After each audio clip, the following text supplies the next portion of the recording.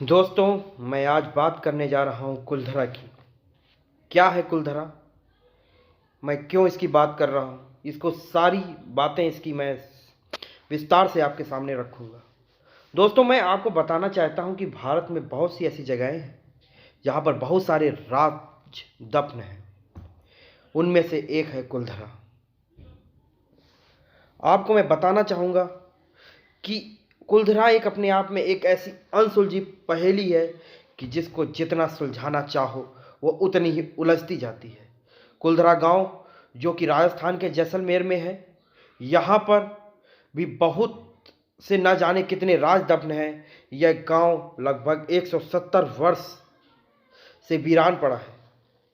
एक ऐसा गांव जो रातों रात वीरान हो गया और सर सदियों से लोग आज तक यह नहीं समझ पाए कि आखिरकार इस गांव के वीरान होने का राज क्या था।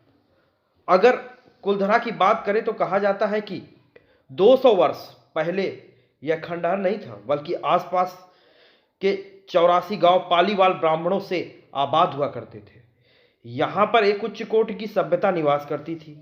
यहाँ पर घरों की बनावट देखकर ऐसा पता चलता है कि इन्हें कितने वैज्ञानिक तरीके से इसको बनाया गया था, क्योंकि ये घर इस प्रकार से बने थे कि गर्मी में ठंड का अनुभव कराते थे और सर्दी में गर्माहट का अनुभव कराते थे। मतलब कि यहाँ पर एसी की ज़रूरत नहीं थी, ये अपने आप ही वातानुकूलित थे।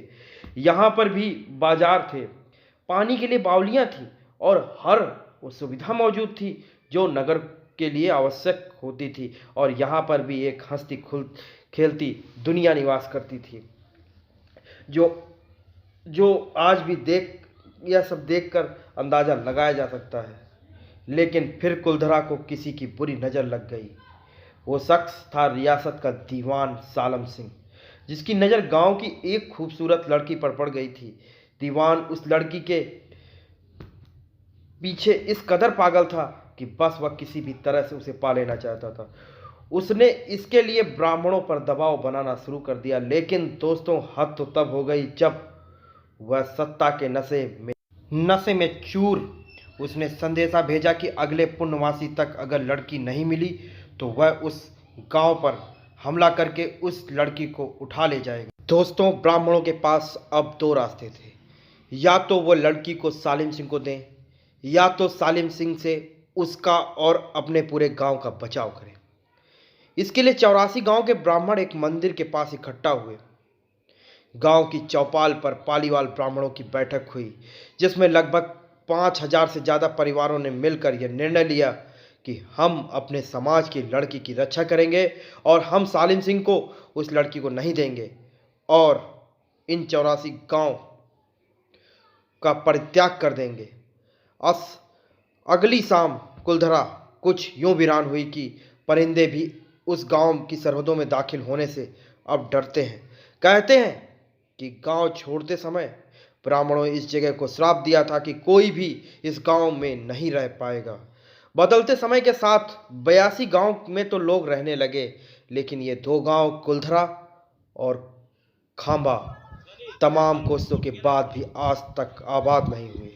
ये गांव अब भी भारतीय पुरातत्व विभाग के संरक्षण में है, जिसे दिन की रोशनी में सैलानियों के लिए खोल दिया जाता है, लेकिन रात होते ही कोई भी व्यक्ति या परिंदा भी इसके अंदर जाने की हिम्मत नहीं जुटा पाता है।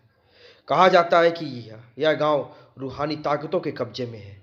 यहाँ लोग कुलधरा गांव में घूमने आने वालों के मुताबिक अगर जाना जाए तो यहाँ लोग कहते हैं कि यहाँ पर पालीवाल ब्राह्मणों की आहट आज भी सुनाई देती है। उन्हें यह अनुभव होता है कि कोई आसपास चल रहा है। बाजार की चहल पहल की आवाज़ें आती है, जैसे कोई और कई घटनाएं, जैसे कि औरतों की छन छन आवाज़, पायलों की छन छन, चूड़ी की खनक जैसी आवाज़ें यहाँ पर अक्सर सुनाई देती है लोगों को। कुलधरा गांव में एक मंदिर है जो श्राप से मुक्त है और यहाँ यहाँ पर एक बावड़ी है जिसके अंदर देखिए मैं गया हुआ हूँ और इसको मैं दिखाने की अपने पिछले वीडियो में दिखा रहा था कि बावड़ी में जो है एक सकरा रास्ता था, जो बावड़ी पानी के लिए उस समय यूज़ की जाती थी। और इसमें खामोशी से उतरते हुए सकरे सीढ़ियाँ हैं, जो जो जहाँ लोग कहते हैं कि शाम ढलने के बाद अक्सर कुछ आवाज़ें सुनाई देती हैं, कि वो आवाज़ें 18वीं सदी का वो दर्द बयां करती हैं जो पालीवाल ब्राह्मण जिनसे गुजरे थे।